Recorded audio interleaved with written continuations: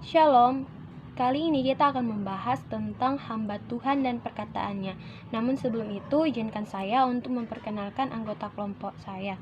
Yang pertama saya sendiri Adeline Marcella Doa, Gilbert Tangkulung, Karatni Sewu, dan Hengki Mauraji. Nah, kita sebagai hamba Tuhan harus menjaga perkataan atau kata-kata yang dikeluarkan dalam ucapan mulut kita.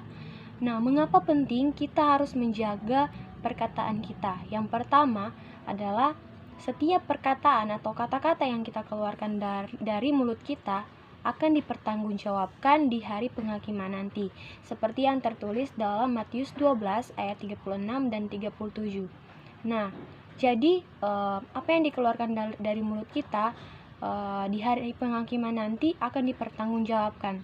Dan seperti yang tertulis dalam Daniel 5 ayat 26, hidup kita ini dihitung oleh Tuhan, dalam arti moral kita dihitung oleh Tuhan. Nah, yang kedua, mengapa penting kita harus menjaga perkataan kita, yaitu buah perkataan. Apa yang menjadi perkataan yang kita keluarkan dari mulut kita, itu akan menjadi buah untuk kita. Seperti yang tertulis dalam Amsal 12 ayat 14, di situ ada kata gema. Gema ini dalam arti apa yang kita ucapkan akan memantul hal yang sama.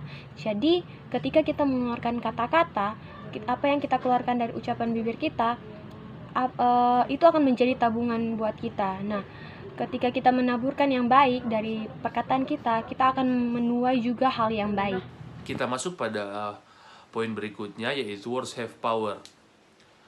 Words have power atau kata-kata memiliki kekuatan. Ini dilandaskan dalam Alkitab yang terdapat dalam kitab Yakobus 3 ayat 1-12.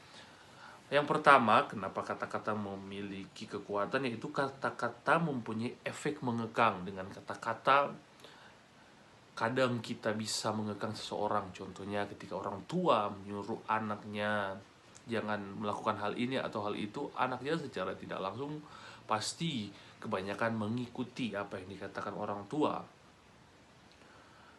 Yang kedua, kata-kata mempunyai efek mengemudi. Dengan kata-kata kita bisa mengontrol opini, mengontrol tujuan dari apa yang ingin kita sampaikan kepada audiens.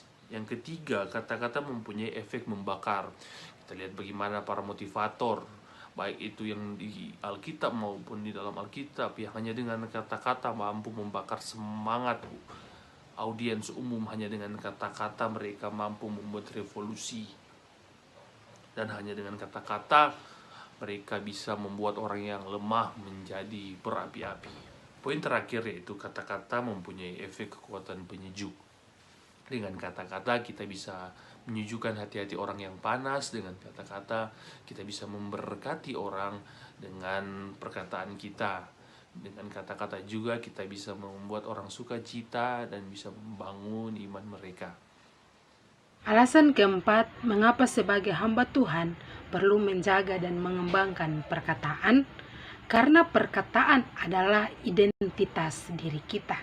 Nah, orang dapat menilai kita dan orang dapat mengenal kita sebagai pribadi yang jahat, sebagai pribadi yang baik, sebagai pribadi yang sopan, sebagai pribadi yang ramah, dan sebagai pribadi yang kasar. Semua tergantung dari perkataan yang kita katakan.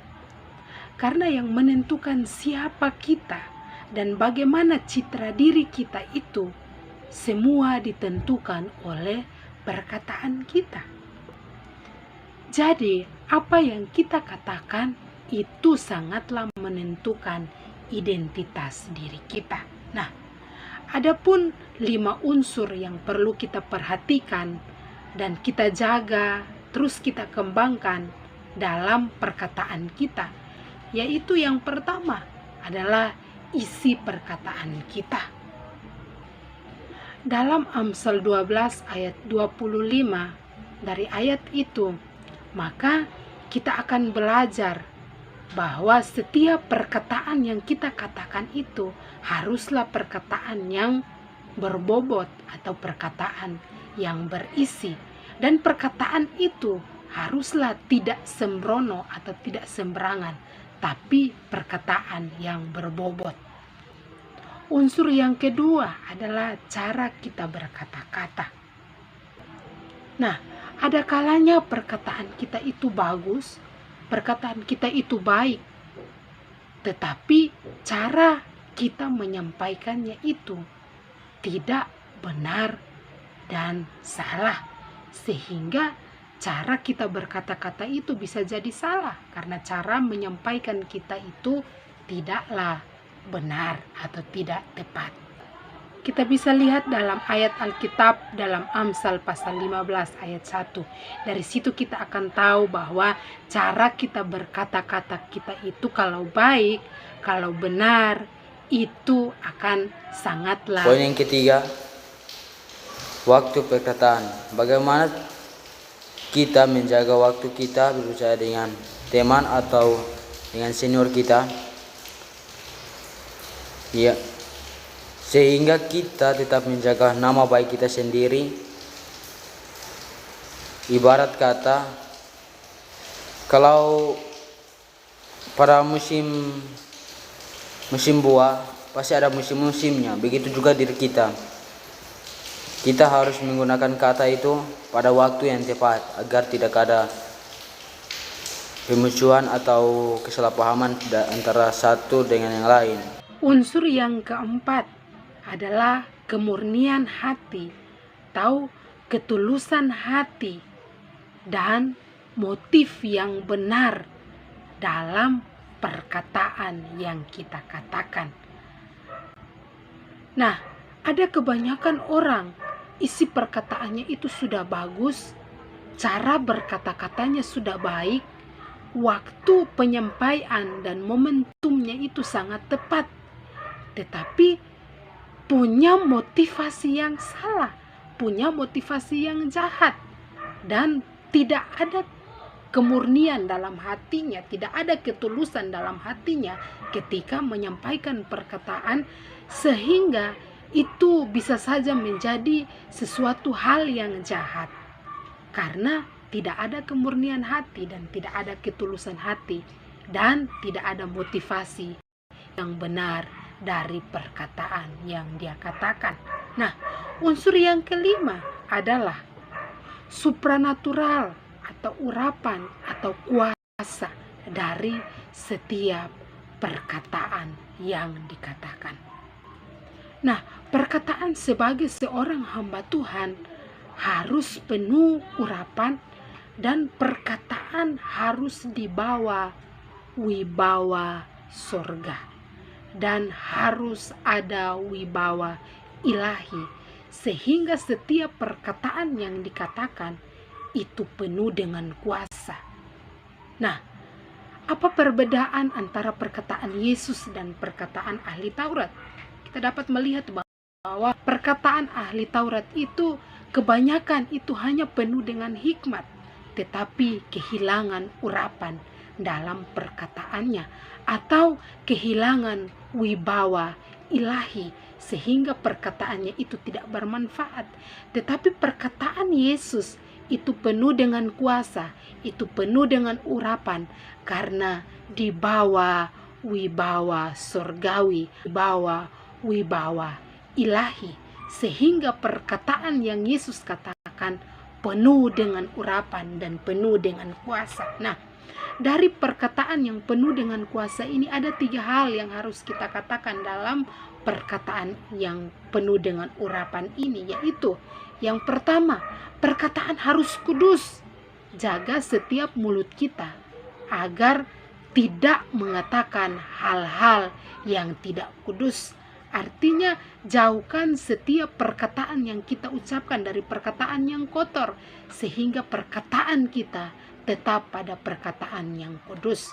Nah, yang kedua, perkataan kita harus penuh dengan iman, atau penuh dengan keyakinan.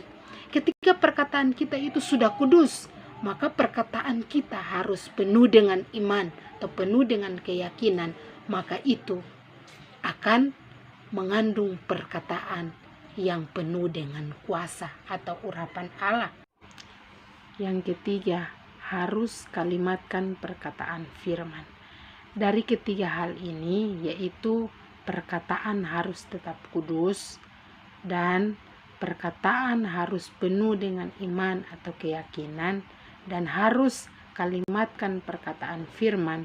Dari 3 hal ini akan membawa kita kepada perkataan kita akan mengandung kuasa. Jadi dapat kami simpulkan bahwa hamba Tuhan yang dipakai oleh Tuhan harus menjaga perkataannya, karena perkataan kita akan dipertanggungjawabkan di hadapan Tuhan. Yang kedua, perkataan kita yang kita tanam itu akan ada hasilnya atau akan ada buahnya. Kemudian yang ketiga, perkataan kita itu adalah kekuatan. Dan yang keempat, karena perkataan kita itu adalah identitas diri kita yang sebenarnya. Dari keempat hal ini dapat kita lihat bahwa sebagai hamba Tuhan memang kita melayani Tuhan, tetapi di hadapan manusia, dan manusia yang menilai semua yang kita layani atau kita lakukan itu. Nah, demikian yang dapat kami paparkan mengenai hamba Tuhan dan perkataannya. Terima kasih, Tuhan Yesus memberkati.